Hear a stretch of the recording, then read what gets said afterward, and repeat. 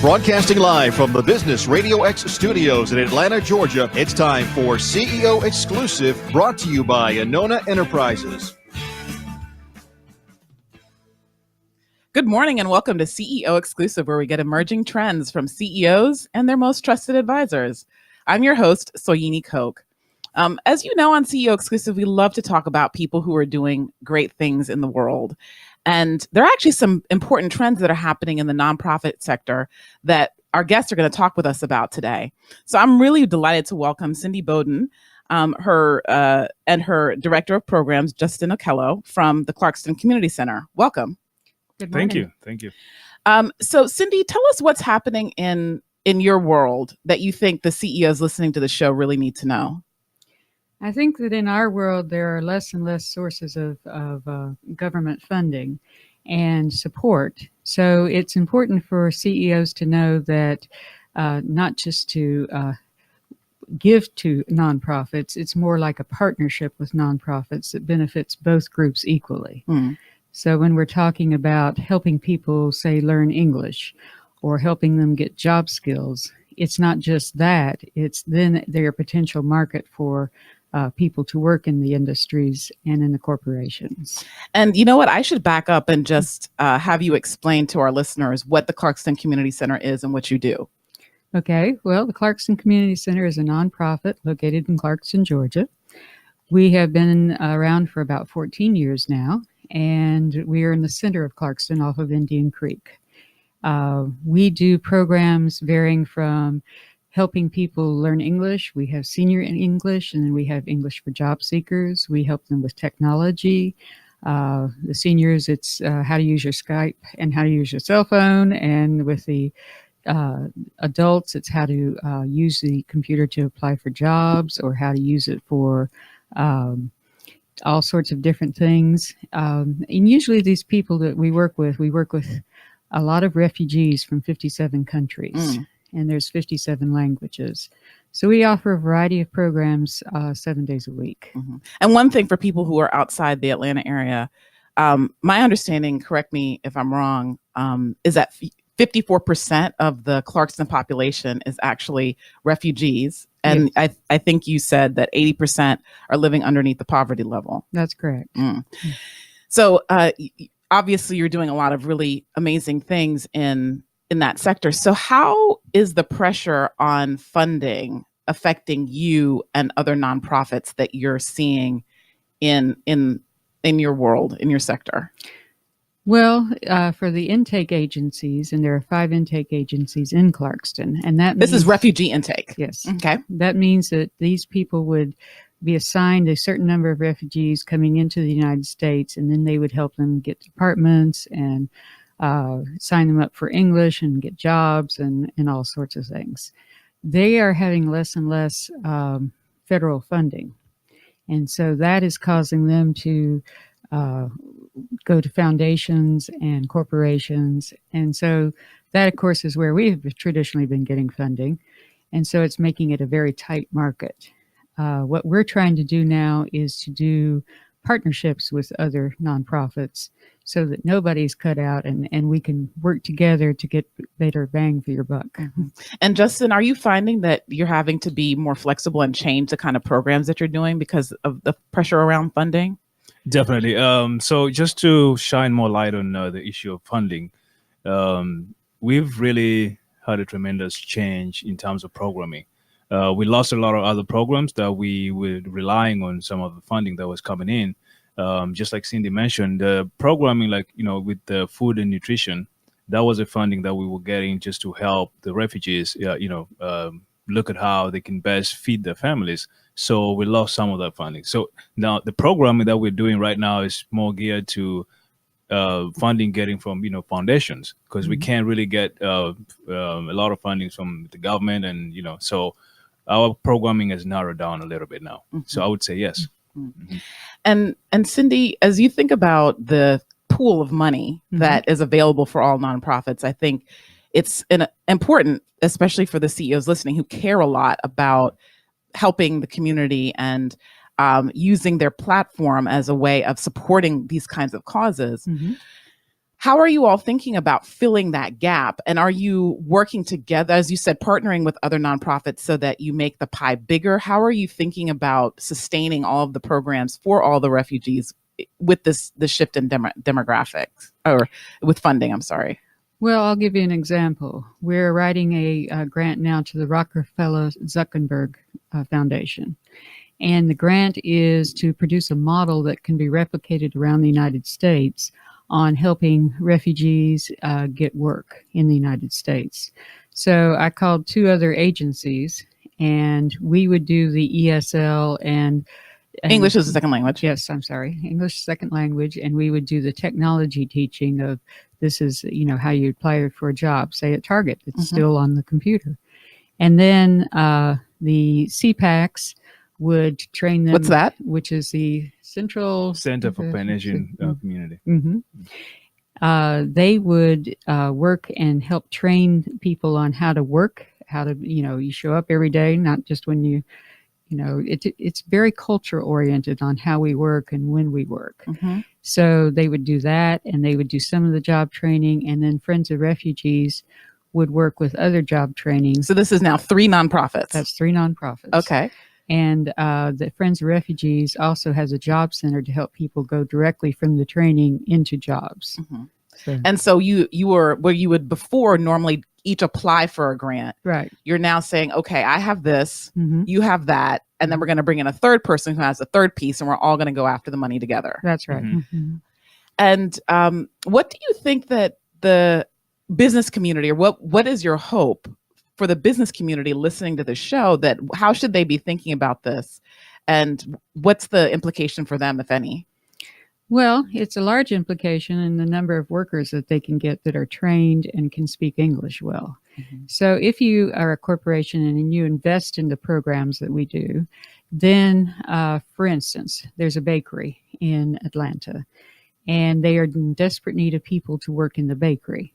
And so they came to us and they said, tell us, give us some people that can work in the bakery. Well, you can't just go out and say you can work in the bakery if you don't speak English. So if they had invested in these people learning English and these people learning American culture and job skills, then they have made an investment in somebody who will be very loyal and show up to work every day and plug in where you can't find people to work. And so I think the kind of bottom line for CEOs listening is this may be an untapped talent pool. That's correct. And I'm thinking of an example, and I don't know if you've met them or you've worked with them, but the DeKalb Farmers Market, he has hired tons of refugees. Yes. Yes, That's right. he has. And from what I can see, they're incredibly loyal. They do a great job. I mean, he's gotten national press for what they do. Right. Have you worked with them, or has he hired anybody from Clarkston? Yeah, I think majority of his workers are from Clarkston. Right. Majority. And so is what you were finding when businesses like the DeKalb Farmers Market invest in training up the refugees and getting them well trained, that in many cases, those, like you said, those employees are more loyal, they perform in some cases better, et cetera, et cetera. Can you just share a little bit more on kind of what you're seeing of the quality of those employees once they go to work? Well, let me step back a minute. One of the things that would be helpful for businesses to do is to provide transportation, because a lot of these people don't have transportation. So if you have a business, say in Fayetteville or Covington or even Stone Mountain, excuse me, if you could pick the people up at the community center, then they would have a way to be at work on time and do things. So yeah, as we think about like for somebody listening to this about tapping this untapped talent pool, they invest in the talent. They find these people. They are trained up and they're loyal. What have you seen as the kind of the 5-year or 10-year benefit for somebody who decides to take this on? Because I imagine it's not a short-term commitment. Right. So the people are more loyal. They will go and buy houses near where they work. They will bring in other people that could help work if there's a shortage of labor. So it's creating a family out of the corporations and the companies versus hiring and you don't know the person, you don't know their background, what they've done. So when you work with a nonprofit like us and you are able to vet the people and say this person would be a really good fit for your corporation or company, then you're going to find an easier match than to hire somebody that you've never heard of that that may walk off the street. So it's an investment in a future family. Mm-hmm. And it seems to me, just to maybe shift a little bit, that you're actually walking your talk because you've done this, right? You have people at the Clarkston Community Center that you have trained and invested in that way. Right. So share with us what that looks like. What have you done with the people that you have brought in, and how has it worked? And how if you were, because you're obviously modeling this at the Clarkston Community Center, what does this look like for you? Well, we have over 56,000 people use the center last year, so we have a lot of audience. As far as the staff goes, we have 6 people, 4 full-time people. 2 are from Georgia. 1 is from Iraq, 1 is from Afghanistan, and 1 is from Uganda. Which is Justin, who we have with us today. That's me, yeah. Yeah. So we like to balance. What makes us different from a lot of the agencies in Clarkston is we deliberately balance half of Georgia and half of refugees, so that it's not, oh, look at that person, they dress strange or they look strange. Or they sound funny. And it's both ways. So, the refugees look at you and you go, they're just going to speak English. They're not going to associate with me. And what kind of English is that? That doesn't sound like the English I've heard on TV. That's right. That doesn't sound like the English I hear on CSI. No, absolutely not. So, and people are more comfortable if you, especially refugees, if you have people who are from other countries. That's funny. Yeah. Go ahead, Justin. Yeah. So I mean, just to talk more about that, Clarkston is really representative of the community itself. The staff, we're very diverse, and just being in that kind of community makes you feel at home. And since that is something that when you come from maybe Congo or Sudan, and in this small little city, Clarkston, and you're walking in the streets and seeing people from all walks of lives, so that makes you feel that you're not alone. So it kind of gives you a sense of belonging and being like, okay, I think I can do this. If somebody from Syria, from Iraq is doing this, I can do this too. So we, as Clarkston Community Center, being able to represent that and show that to the community, it kind of, strengthen them and gives them that energy to keep going. Yeah, and that's true with our senior program as well. We teach English to seniors, and it's usually a group that everybody forgets because they're not job seekers. They're, they're not little kids. They're not cute like the little babies, Right. and they can't turn into, workers who are going to work Yeah. for you for 20 years. Right. So the English classes for seniors have about 12 countries represented in there. And Wow. 12 languages. So if everything's taught in English. But they form a group. They form a family of people from all over the world. And I had one lady have to move this summer because her son bought a home out in Lawrenceville, and it would take 3 buses to get to the community center. And she was so upset because this had turned into her family. These were her friends and the family.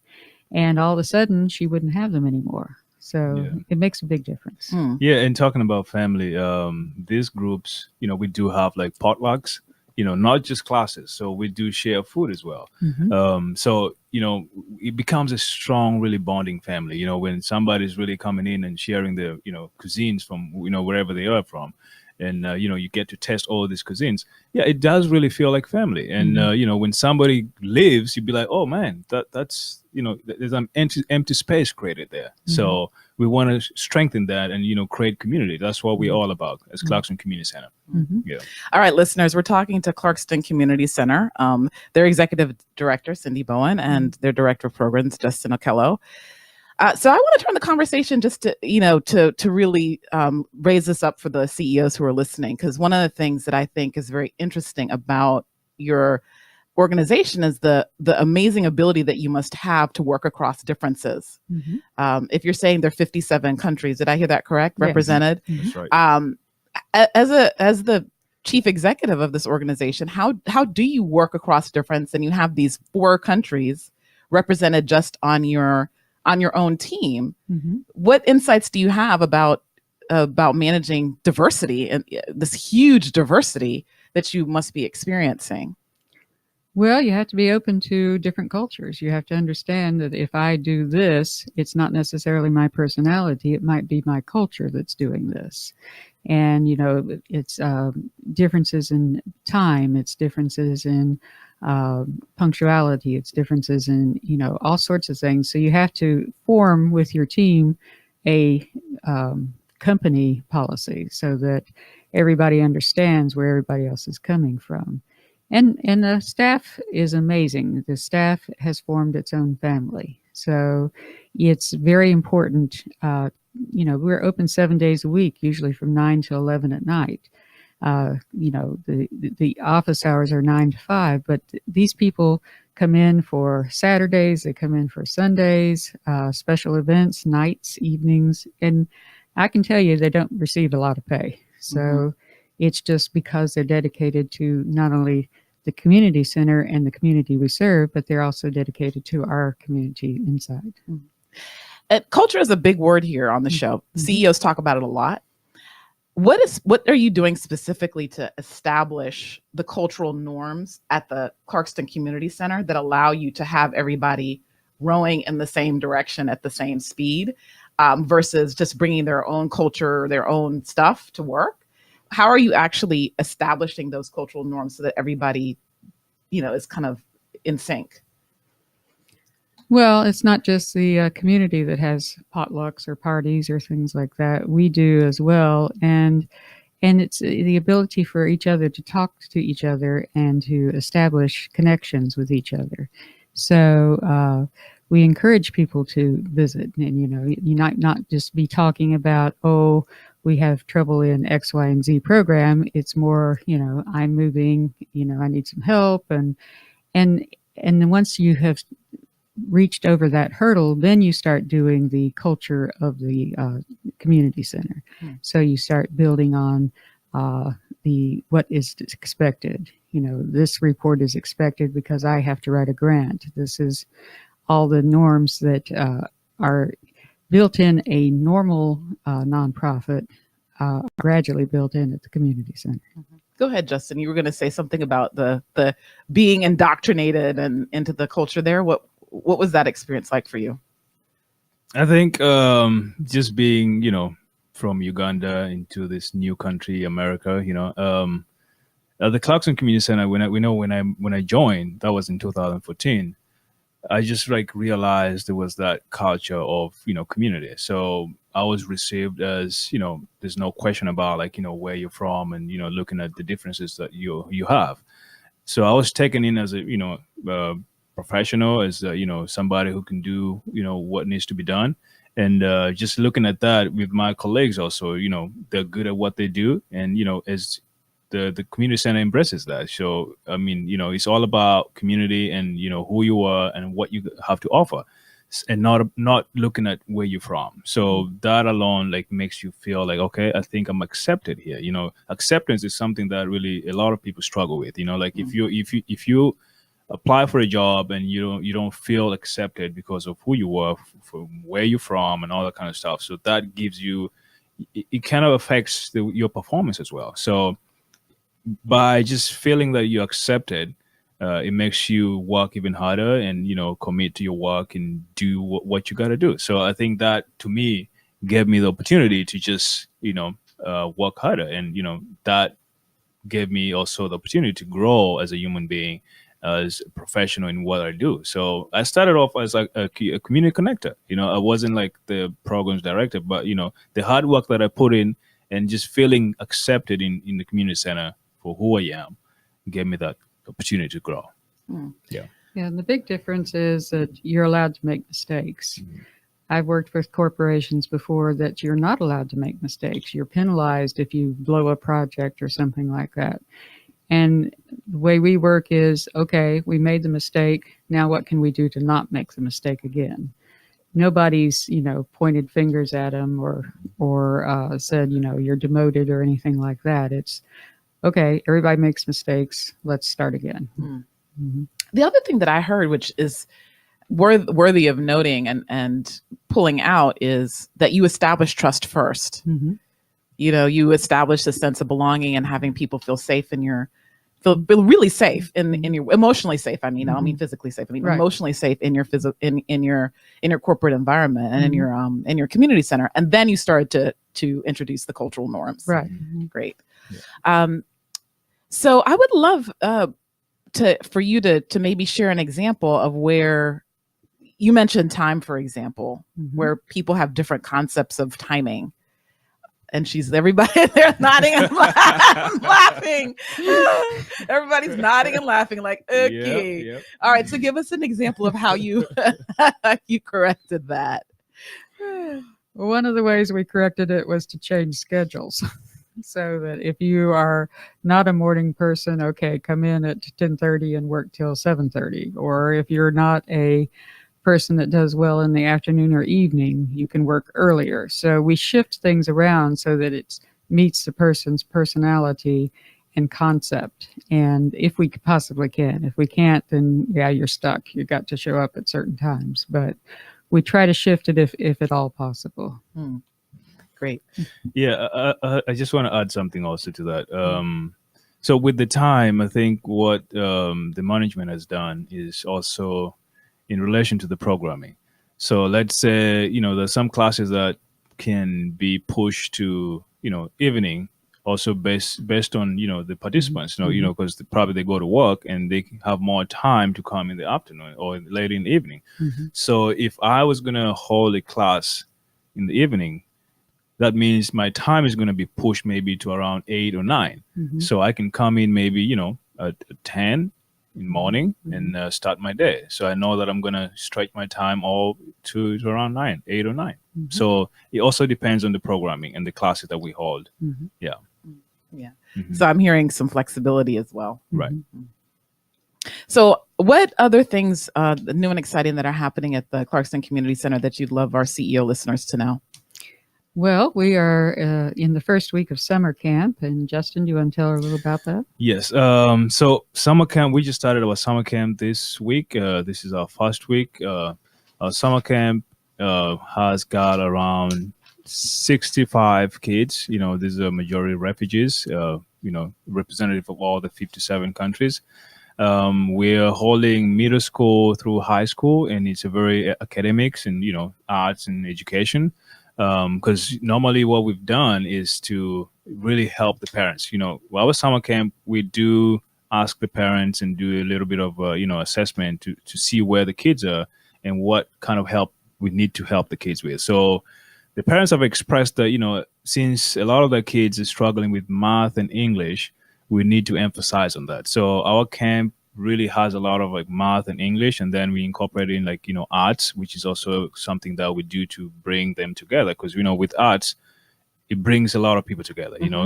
Somebody can really be good at drawing, somebody can be good at dancing, so doing that alone brings the community and creates community, and that's one way that we've seen a lot of impact in developing community. So summer camp is started off, and I know we've also included in technology, which is also something that we feel, being in America, you gotta step up in your technology, So the kids, Everybody does. Everybody does. Everybody does.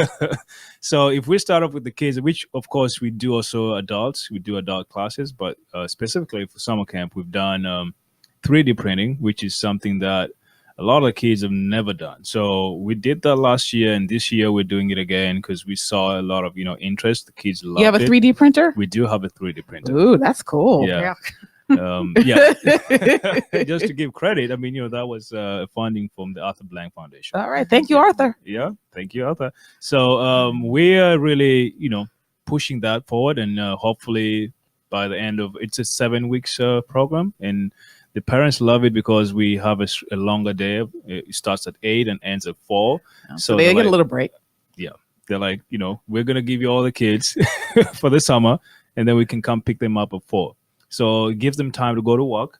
And when they leave work, they come pick up the kids, and, some flexibility there. So I think our camp is being different from other camps because a lot of the camps stop earlier, like, maybe 12 or 1, and ours stretches for a longer time. And we have professional teachers, people who are dedicated to, engaging with the community, with the kids and teaching them.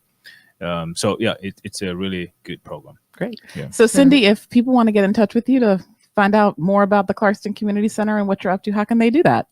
Our website is clarkstoncommunitycenter.org, and we also have a Facebook page and a Twitter account.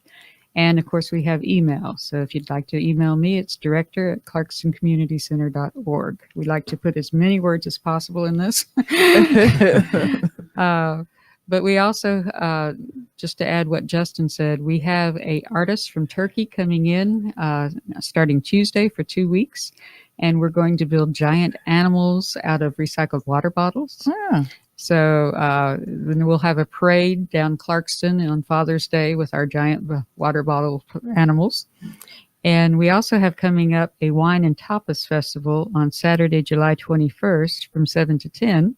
And you can purchase a ticket for $20 online. And this will be some music and international wines and tapas from all around the world. So very good. Well, listeners, as you've heard, we're talking to the Clarkston Community Center, their executive director, Cindy Bowden, and their director of programs, Justin Okello. You've been listening to CEO Exclusive. I'm your host, Soyini Koch. I hope you have a prosperous, productive, and very profitable week. Thanks. This show is brought to you by Anona Enterprises, where strategy is your access to money and performance. Learn more at AnonaEnterprises.com.